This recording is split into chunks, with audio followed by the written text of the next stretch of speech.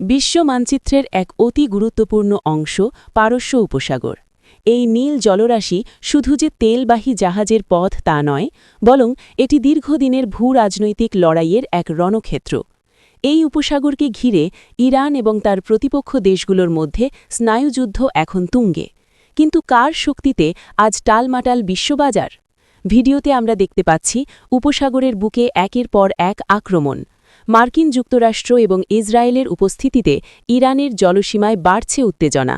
Missile হামলা এবং অগ্নিকাণ্ডের দৃশ্যগুলো আমাদের জানান দিচ্ছে পরিস্থিতি কতটা ভয়াবহ হতে পারে। এই যুদ্ধ কেবল সীমানার নয়, বরং একচেটিয়া আধিপত্যের।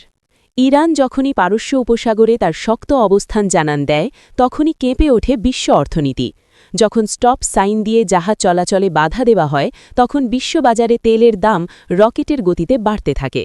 ভিডিওতে ডোনাল্ড ট্রাম্পের চিন্তিত চেহারা আর বিশ্ব নেতা